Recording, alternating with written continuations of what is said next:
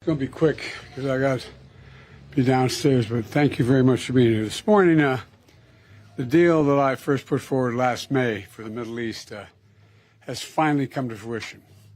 The ceasefire has gone into effect in Gaza, and today we're seeing hostages being released.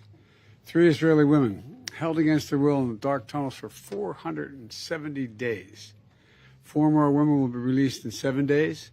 3 additional hostages every 7 days thereafter, including at least 2 American citizens in this first phase. We pray for them and their families, for they're going to be a long recovery ahead.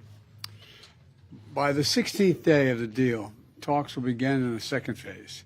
This phase includes the release of Israeli soldiers and a permanent end of the war without Hamas in power or able to threaten Israel.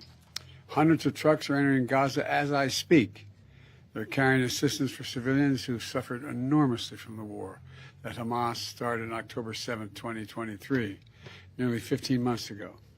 Today alone, we anticipate several hundred trucks will enter the Gaza Strip as I'm speaking. And after so much pain, destruction, and loss of life, today the guns in Gaza have gone silent. This was the deal that I outlined for the world back in May 31st. Many of you covered it at the time. It was endorsed overwhelmingly by folks around the world, including the UN Security Council, unanimously endorsed the deal, and developed in coordination with Egypt, Qatar, and Israel. I've worked in foreign policy for decades, and this is one of the toughest negotiations I've been part of. Many of you who follow these negotiations will attest that the road to this deal has been not easy at all, and a long road. But we've reached this point today because of the pressure Israel built on Hamas, backed by the United States. Some said my policy of a firm support for Israel was relentlessly pursuing diplomacy, risked drawing America into a wider war in the region.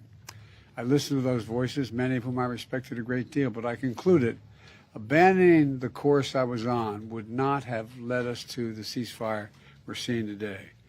But instead, it would have risked a wider war in the region that so many feared. Now the region has been fundamentally transformed. Hamas's longtime leader, Sinwar, is dead. Hamas sponsors in the Middle East have been badly weakened by Israel, backed by the United States. Hezbollah, one of Hamas's biggest backers, was significantly weakened on the battlefield, and its leadership was destroyed. Even as we worked for diplomatic solutions in Lebanon, we provided ongoing assistance and supported Israel's military campaign against Hezbollah, including its efforts to take out the terror infrastructure along the border between Israel and Lebanon. Israel's campaign was extremely successful, so much so that by the end of November, the United States had brokered a ceasefire in Lebanon. Hezbollah did what it said it would never do. It cut its deal and abandoned Hamas. And today, in Lebanon, there's finally a new president and prime minister, both of whom support a sovereign Lebanon without Hezbollah running the show or playing any part in it. The Assad regime next door in Syria is gone, removing Iran's ready access to Lebanon. Iran is in the weakest position in decades after the U.S. military helped defend Israel from Iranian missiles and supported Israel's military response inside Iran. Just look across the region. In Lebanon, there's an opportunity for a future free from the grip of Hezbollah. In Syria, a future free from the tyranny of Assad. For the Palestinian people, a credible path to a state of their own.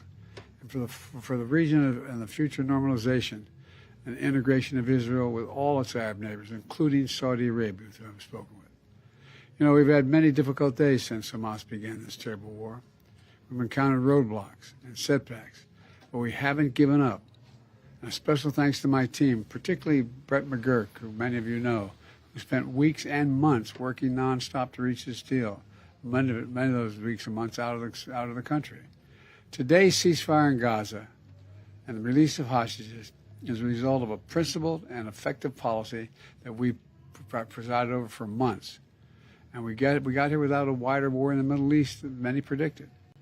And now it falls on the next administration to help implement this deal. I was pleased to have our team speak as one voice in the final days. It was both necessary and effective and unprecedented. But success is going to require persistence and continuing support for our friends in the region and the belief in diplomacy backed by deterrence. So as we reflect on the news from Gaza today, we also remember all the victims of this war. We're mindful that the pursuit of a lasting peace, while never easy or quick, must always be our calling. So thank you all for listening. May God bless you all. May God protect our troops. I'm looking forward to this deal being fully implemented. And I'm sorry I'm not going to take any questions now because I'm waiting. There's a whole congregation waiting for me, and I'm sure the remainder of the day I'll have an opportunity to speak with you. Thank you very much. Anything about the condition of the hostages that were released today and the others? Yes, I've just got a call saying the 3 are released into Gaza, 2 out of the hands of their captors, and they appear to be in good health, but it's early to tell. They may be across the border out of the Gaza Strip into Israel now. I'm not certain. Thank you. Sir, any concerns about Hamas regrouping? No. Will you remain involved in the deal as it moves forward? No way out. Proud of the deal. Thank you, sir.